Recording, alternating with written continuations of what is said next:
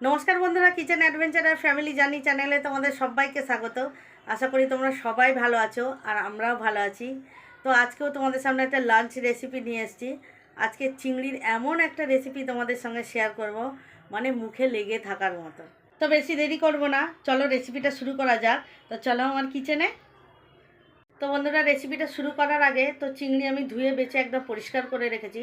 তো আজকে যে রেসিপিটা আমি করব, তো ওটা চিংড়ি খোলা সমেত আমি করছি।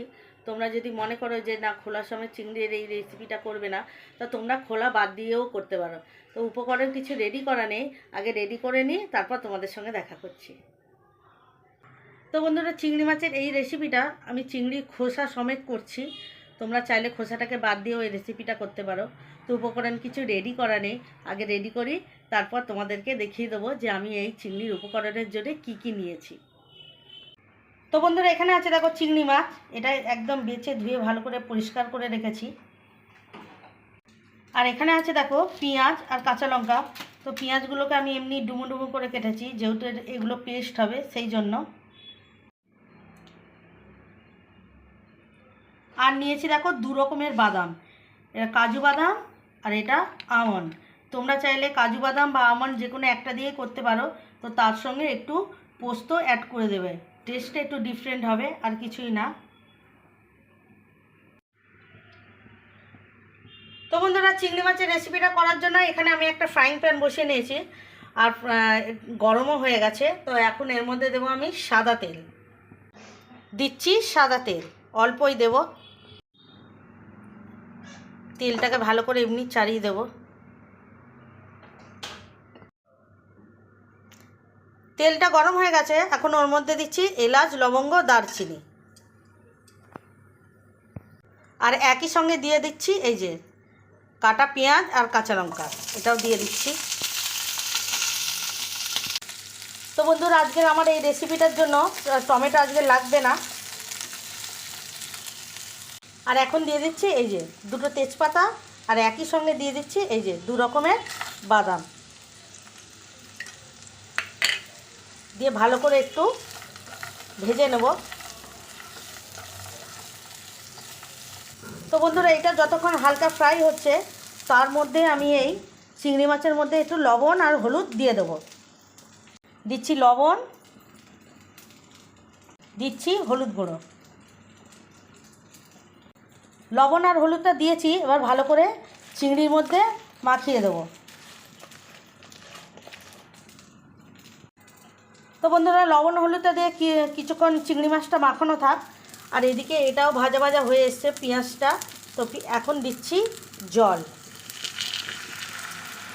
বেশি দেবো না, পরিমাণ মতোই দেব।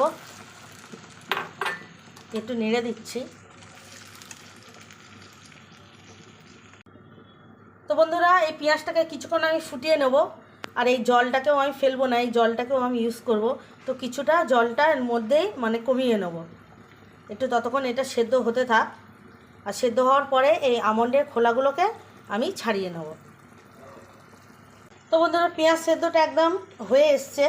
এবার একটা প্লেটের মধ্যে নামিয়ে নেব। এই দেখো অল্প জল আছে, অল্প জল থাকতে থাকতে এটা আমি নামিয়ে নেব। এটা একটু ঠান্ডা করে আমন্ডের খোলাগুলোকে ছাড়িয়ে তারপরে এটা একটা ফাইন পেস্ট বানিয়ে নেব। এবার গ্যাসের ফ্লেমটাকে অফ করে দিচ্ছি, এটা ততক্ষণ একটু ঠান্ডা হোক। তো বন্ধুরা, এটা একটা প্লেটে নামিয়ে নিয়েছি। আর এখন দেখছি হালকা গরম আছে, এই যে দেখো গরম অবস্থাতেই তাহলে আমি আমন্ডের খোসাগুলোকে ছাড়িয়ে নেব।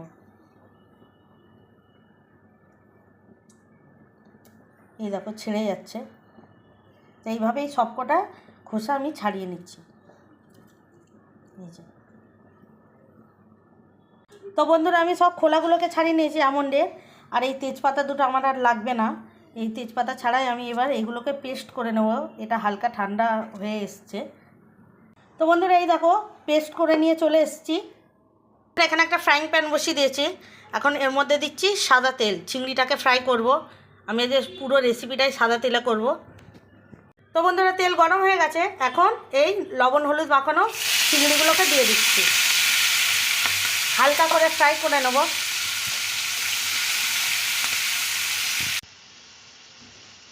তো বন্ধুরা চিংড়ি ফ্রাই করা হয়ে গেছে, আর এই দেখো একটা প্লেন নিয়েছি। এবার এখানে এই চিংড়ি ফ্রাইটাকে নামিয়ে নেব।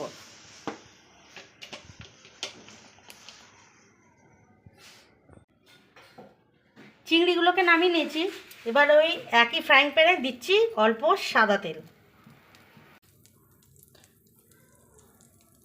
ফোড়নে আর আমি কিছু ইউজ করছি না, তো এখন সাদা তেলটা একটু গরম হয়ে গেছে। আর এখন দিচ্ছি এই যে আদা রসুন পেস্ট।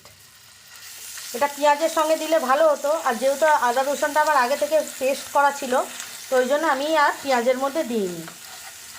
তোমরা যখন করবে যদি গোটা আদা রসুন মানে ছাড়িয়ে দাও, তখন পেঁয়াজের সঙ্গেই দিয়ে দেবে। এটাকে আমি কিছুক্ষণ নেড়ে নেব যতক্ষণ এর কাঁচা গন্ধটা না চলে যায়। তো বন্ধুরা আদা রসুনটা দিয়ে কিছুক্ষণ নেড়ে নিয়েছি, আর এর কাঁচা গন্ধটা একদমই চলে গেছে। এইবার আমি যে পেস্টটা করেছিলাম পেঁয়াজে, সেই পেস্টটাকে দিয়ে দিচ্ছি। এটা কিছুক্ষণ নেড়ে তারপর এখানে কিছু গুঁড়ো মশলা অ্যাড করব। তো বন্ধুরা একই সঙ্গে লবণটাও দিয়ে দেবো। এই যে পরিমাণ মতো দিচ্ছি লবণ। একবার ভালো করে নেড়ে দেবো। লবণটা দিয়েছি।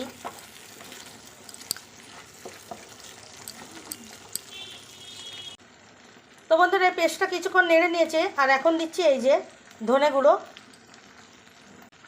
আর দিচ্ছি এই যে জিরে গুঁড়ো, আর দিচ্ছি অল্প ঝাল লঙ্কার গুঁড়ো। যেহেতু আমি এখানে কাঁচা লঙ্কা 4-5টা দিয়েছি, সেই জন্য। আর বন্ধুরা এই রেসিপিতে আমি হলুদ ইউজ করব না, তোমরা চাইলে দিতে পারো। এবার ভালো করে পেঁয়াজের সঙ্গে মানে পেঁয়াজের পেস্টের সঙ্গে ভালো করে মশলাগুলোকে কষিয়ে নেব যতক্ষণ না এর তেলটা ছেড়ে যায়। তো বন্ধুরা মশলাটা কিছুক্ষণ নেড়ে নিয়েছি, এটা ততক্ষণ হতে থাক। আর এখানে দেখো, এখানে আছে গরম দুধ, আর এখানে আছে কেশর। অল্প করে কেশর নিয়ে এই গরম দুধের মধ্যে দিয়ে দিচ্ছি। এটা আমার পরে লাগবে। একবার ভালো করে চামচ দিয়ে নেড়ে দেব, দিয়ে একটু ঢাকা দিয়ে রাখবো। তো বন্ধুরা মশলাটা দিয়ে তেল ছাড়তে শুরু করেছে, আর এখন এর মধ্যে ভাজা চিংড়িগুলোকে অ্যাড করে দেব। দিচ্ছি এই যে ভাজা চিংড়িগুলো। একবার ভালো করে মিশিয়ে নেব।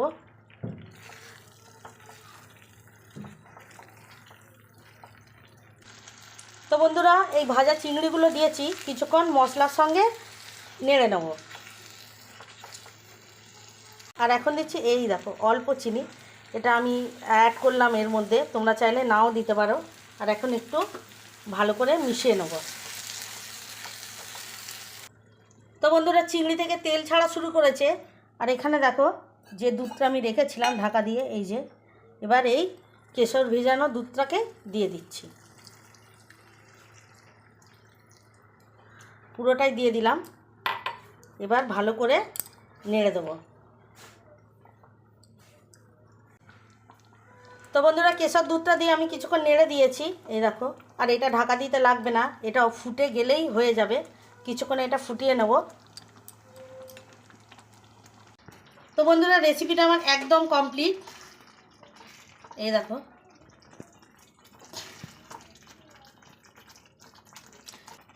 তো বন্ধুরা নামানোর আগে এই দেখো একটু জায়ফল নিয়েছি, একটু গ্রেট করে দিয়ে দেবো। বেশি দেবো না, অল্পই দেবো। তো বন্ধুরা জায়ফলটা দিয়েছি, এবার একটু মিশিয়ে দেব।